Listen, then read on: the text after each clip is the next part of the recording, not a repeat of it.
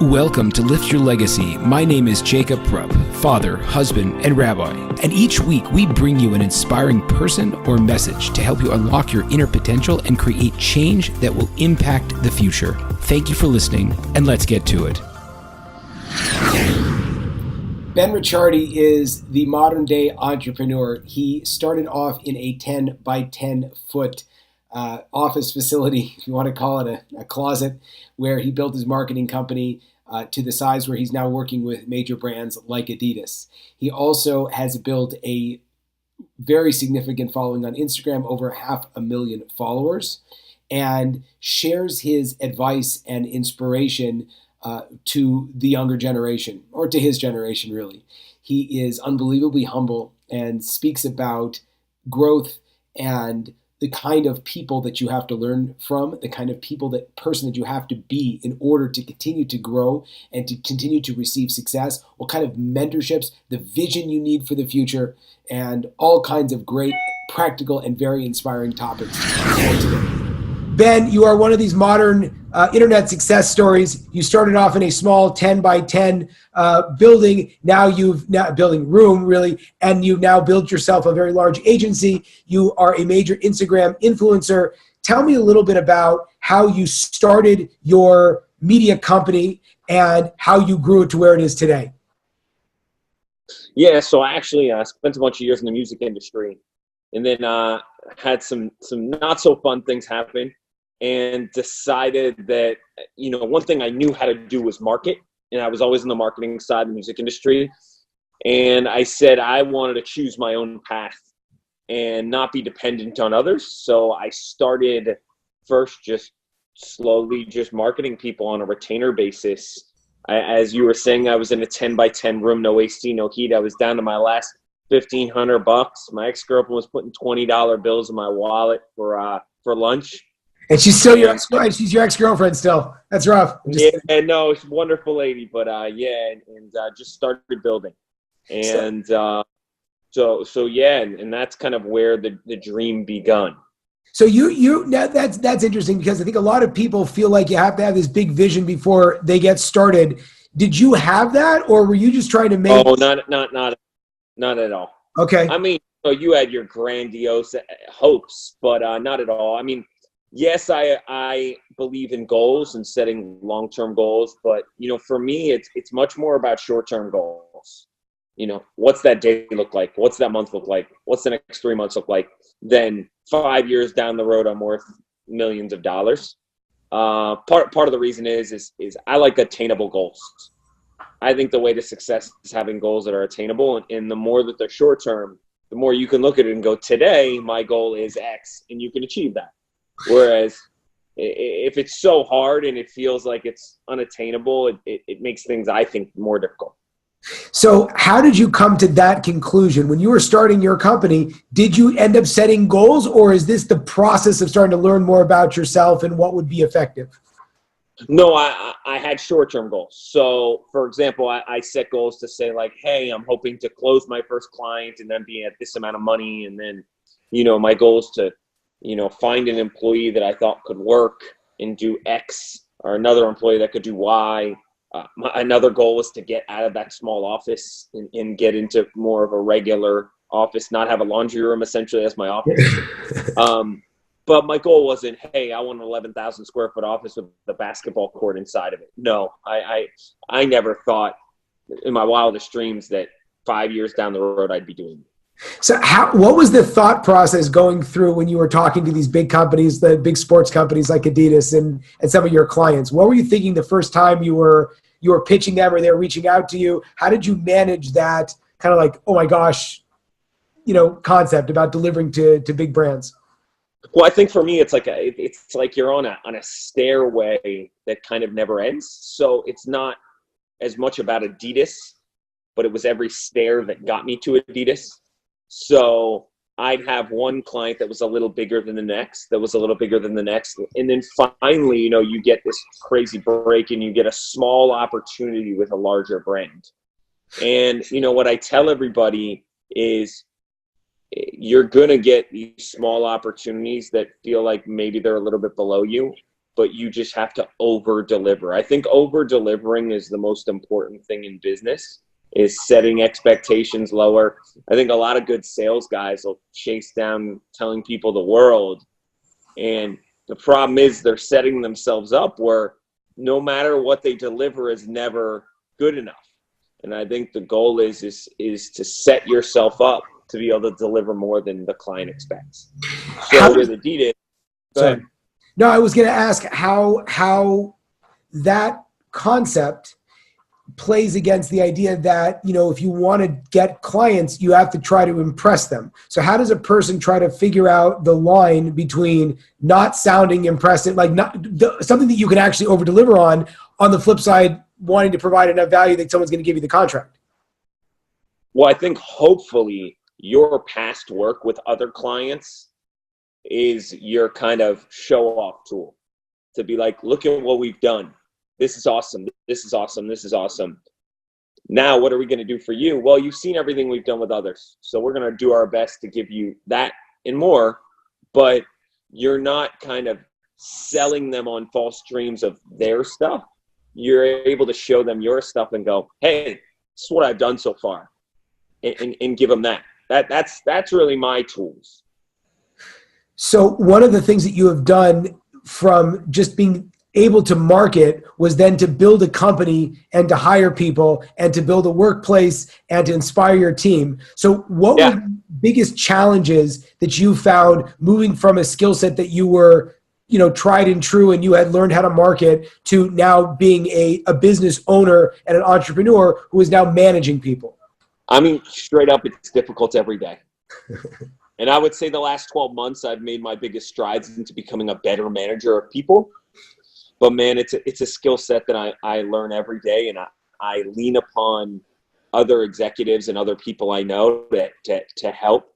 And because your relationships with your staff is so valuable and so important, and that fine line between being a boss and being somebody who's mentoring, and then also being somebody who you want them to feel like you're on the same level also in certain, it's extremely hard. I think I'm doing an okay job at it, but it's something I battle with for sure.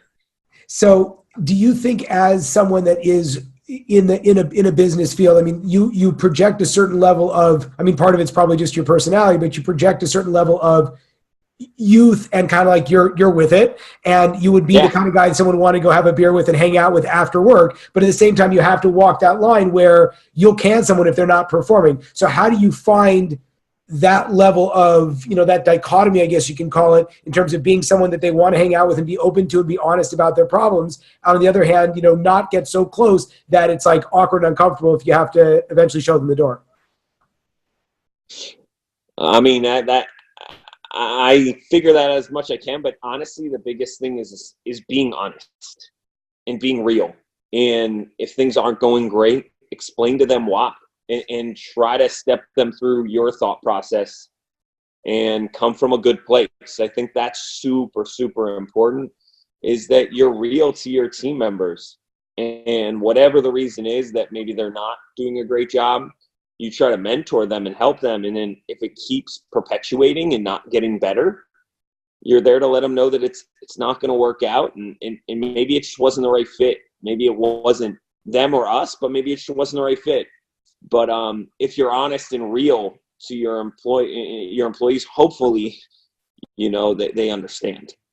Your core skills that you look for when you're hiring someone. Obviously, you want to you want them to have a certain level of proficiency at the kind of work. But like, what are the intangibles? Like, you know, is it a background you're looking for? Is it certain character traits? Like, what's your hiring process like in order to attract the kind of talent that you want to work with?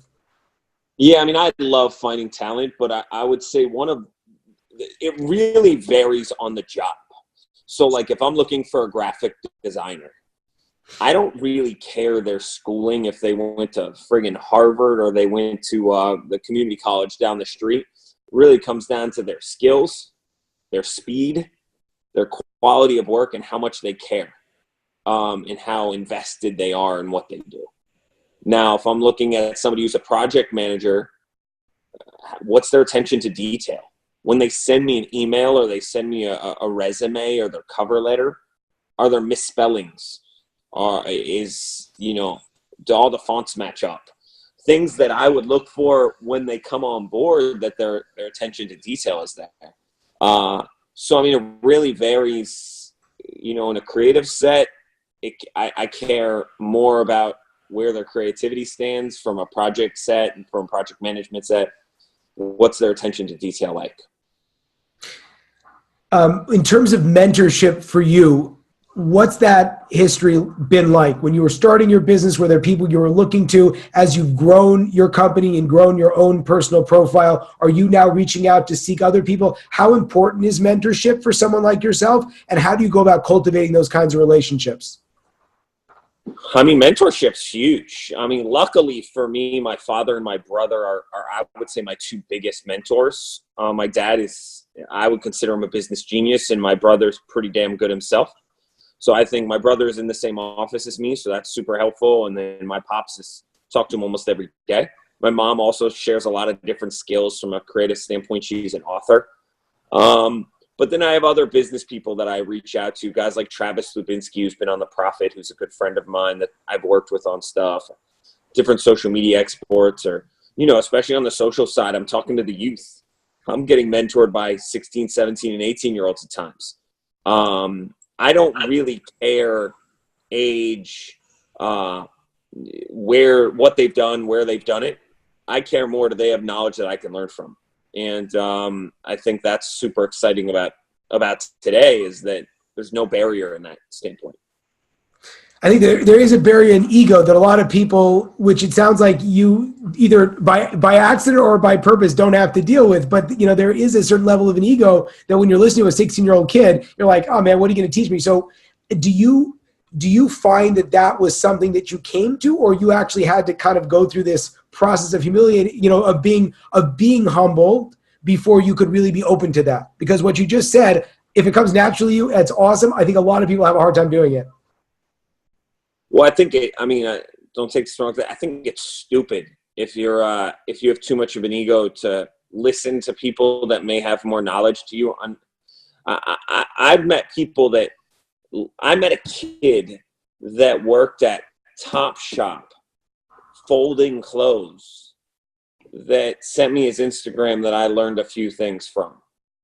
It doesn't matter who you are, where you are, what you're doing. There's a lot of luck that happens for people to have a lot of success. And I think if you're not willing to listen to people around you that may be younger, older, in a different position to you, lower socioeconomic class, if you can't do that, then I think you're losing out on a lot of smart, intelligent people that may just haven't gotten the break yet. So absolutely, I have no ego about it. I'll sit there and listen to anybody. Awesome. One of the things you can't really ignore is the fact that you've built a 500,000 person following on Instagram. So you've kind of stepped out from the business, of just kind of running your agency, and now you are the influencer and working to inspire and to speak to the youth. Tell me a little bit about what that process was like, why you decided to do it, and how you've gotten so good at it. It's been an interesting thing. I think what happened was I was at my following had been growing, but I was probably somewhere under 100,000 followers. And I posted a video that I was very nervous about. It was my first real video I posted, but it was telling people about my story and about how I lived in my car and was homeless when I first moved to LA. And the reaction was unreal. It was I had so many DMs, so many people talking to me, so many people telling me how inspiring it was and how they just wanted to learn more from me. And that really started my social journey to just put myself out there, give more knowledge to people, try to mentor as much as I can. And it's been super rewarding. And it's also been a great business tool for me to show companies how, hey, there's a way to grow your socials and there's a way to get people involved. And so that's been good too. As you're talking to people, what do you feel like are, I guess you could say, if you would have taken all of the information, that the feedback that people have been giving you, and I guess some of your greatest hits in terms of ideas that you've been sharing, like what are the big things that you call it young people or people in general are missing that if you could build like a university or, some kind of a billboard that you just want to like reinforce over and over and over again with people? I think people put too much value on their follower count. They put too much value on I think people, the youth right now has this get things fast or this deserved thing. Or, I mean, one of my big issues right now is these get rich quick schemes. And that really frustrates me because I'm almost 8 years in and I'm not there yet to where I want to be. And the process is a lot. And the same thing goes with, your follower count. Me having 500,000 followers, I'm not that much different than the guy I had when I had 2,000 followers. And I have no ego about my followers. If I can help people, that's great. But I mean, my goal is my goals don't change because of my follower count. And I hope people understand that there's a lot more to life than how many followers you have on Instagram. That's true, but you can't ignore the fact that, for those people who you become, I don't know if you have this in your life, but certainly for me, some of the people that I follow, like they're very big and influential people in my life. So do you find a certain pressure that kind of comes as you've grown? Do you feel like there's a certain level that you have to be developing to be consistently giving good content? Oh, for sure. I mean, don't get it twisted. My social media is a job. Right. It's hard. I mean, I have to come up with new things all the time that are motivating and that help other people. I created a thing at the beginning of this year called Morning Motivations. And so every day I post a different motivation for people in the morning. And it's awesome. It's exciting. People have really reacted to it. But it's also tough. I need to come up every day with something to motivate people. And it's been super rewarding. But yeah, I mean, in coming up with 4 to 5 videos a week that people can react to and learn from, it's a lot of work. But I brought it on. I could stop anytime if I wanted to. I love it. It drives me. It excites me. If I can help the youth, I'm super in. Would you have recommended, let's say you're speaking to yourself now and you're still back in the 10 by 10, would you have, to one extent you would say, well, if I had gotten started 8 years earlier, what could my following be now? But do you think that there's a value to taking time to either perfect your craft or, to focus? I mean, it sounds like you must have been very laser focused on building your company before you had kind of that working and then going in to build your Instagram, or was that not the case? Do you wish you had started earlier? Oh no, I definitely wish I had started earlier. Okay. I've been in front of the camera. I hosted a TV show when I was 24 years old in the WB in Boston. So no, I mean, shit, I would have started as early as I possibly could. So yeah, I look back and I definitely some years ticked away that I could have been building. Probably would be at a couple million right now, but it's okay. We're building fast, so it's all good. What are your biggest challenges now that you're looking at, either as a business owner or as someone that is, has a voice in the digital world? Like what keeps you up at night, and what really motivates you that you want to kind of overcome to get to your next level? I mean, growth. I mean, we've doubled as a company every year since we started. And which is why, in terms of revenue, in terms of the people working for you? Revenue, the last 5 years we've doubled. Wow. Which is wild. And awesome. This year it's going to be tough to do that, but I got to do it. I got to figure it out. Growth, finding just exciting new projects, and just still building my socials, building my reach. This year we're hoping to come out with a course, my brother and I, helping people build their own personal brands, helping people, on the sales side of things. None of it will be that kind of get rich quick scheme type of thing. It's more just going to be things that will help you, no matter if you're an entrepreneur or you're going for a job at, any company. We want to help people really better themselves to improve and have more success in both personally and in the workforce. One of the things that holds a lot of people back from creating content and from building programs and writing books and whatever, artistic expression of oneself that they do is that sense that there is so much out there already. So when you are jumping forward with a project like, again, even if it's a project like building your social platform, or in this case, building an online course, or, you say you write a book down the road, what sets you apart? What sets your message apart where you feel confident that if I put this out, it's going to be of value to the marketplace? Honestly, I think I'm pretty real. And I think my real life struggles that I've gone through, as long as I stick to that and stick to being real, I think I feel comfortable with it. And what's cool about this is that other people can decide whether they think what I'm bringing to the table is worthwhile for them or not, which I'm totally fine with. I get a lot of hate in my inbox. I'll take it on the chin if that's what people want to do. But I think for me, different messengers may have similar stories, but certain messengers may get through to different people. And I think that I value everybody that's out there sending out a message, as long as it's a message of positivity. That's my biggest thing, is keep things positive. And there's too much negativity out right now, and I'm just not about it. I want to keep things positive and grow. So how did you get yourself to a place where someone, again, because I think that whole idea of haters and people that, don't appreciate what you're doing, it holds a lot of people back. So how did you develop the internal fortitude, I guess you can say, or, confidence that if someone sends you a DM and they're like, I hate you and you're whatever people say to you, like, how do you learn how to just like move on? It's been something that if you ask my friends and family, I've had since I was a little kid. I got knocked down a lot. I had a lot of bullies. And for some reason, I have the ability, kind of like that little machine in Men in Black where they zap you. I just wake up the next morning and I go, okay, got knocked down yesterday. How are you going to get back up today, and how are you going to improve? And I think the biggest thing I can tell anybody out there is that people are going to hate on successful people, period. And what I always try to do is turn right back around and kill them with kindness.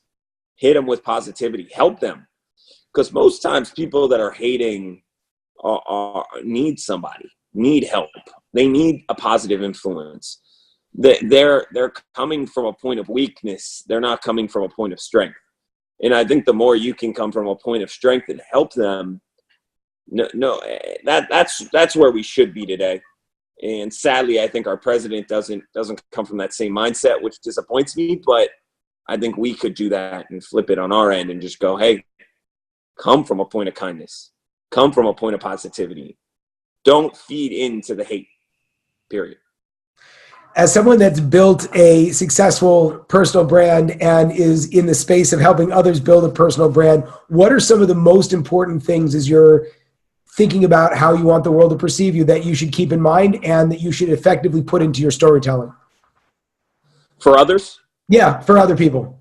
I think the first thing is being real and understanding if you want to project yourself out to others from a social media perspective, you have to wake up that morning and go, my social media is not for me anymore.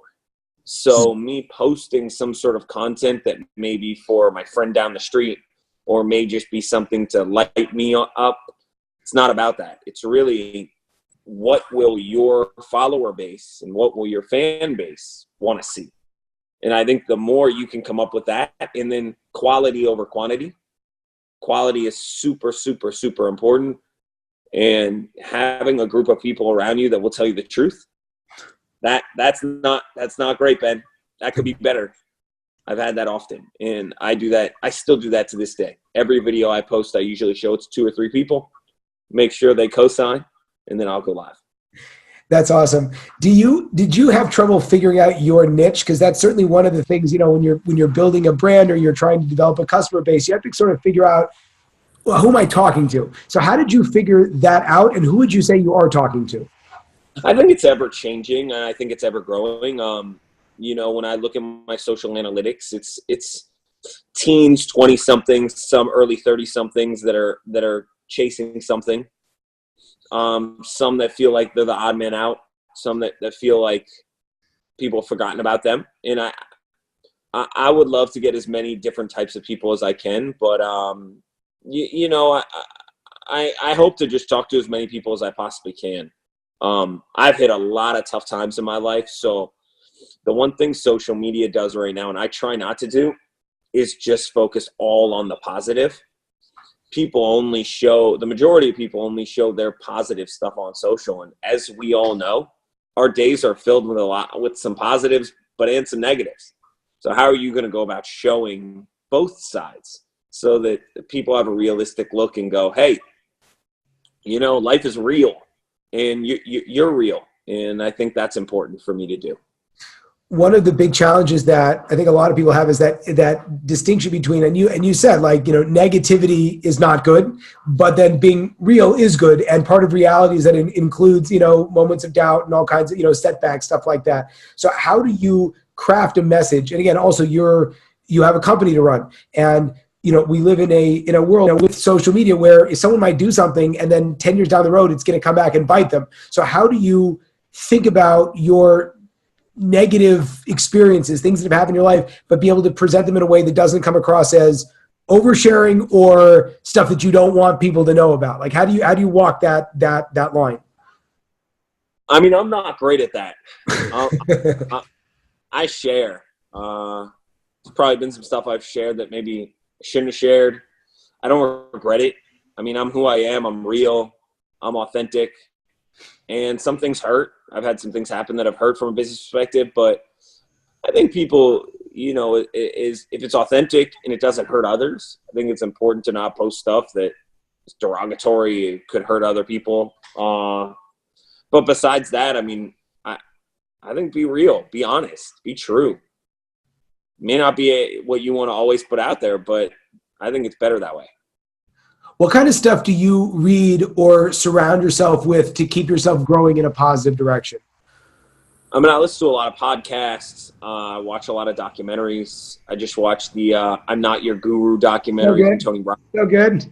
Yeah, that's great. Great doc. I listen to How I Built This on it's a podcast that interviews really successful entrepreneurs and how they did it. And yeah, I mean, things like that are where I lean to, and those are my areas of leaning to things. Okay, amazing. And I know you don't do long-term goals. So what's your next short-term goal, or if you kind of envision where this thing is going, where would you like to see it go? Be it personally, be it with your company, be it do you have a sense of what you want to accomplish before you kind of hang up your shoes and move on to the next? I don't want to think about hanging up my shoes. Ever. I'm still a young chap, so I got a few things. My brother and I are working on a TV show that Netflix is really interested in about us called The Brand Brothers, and essentially it's about us helping other brand owners and helping them with their brands. That's a goal. I haven't hit 500K yet on social. I'm almost there. It's a goal. And just growing the business and just keeping the business moving in a positive direction. That's always a goal every day. And then just spreading positivity and just keeping things positive and uplifting as much as I can. Fantastic. Amazing. Ben, how can people find out more about you and about your company? Times10.net, TIMES, the number 1, the number 0.net.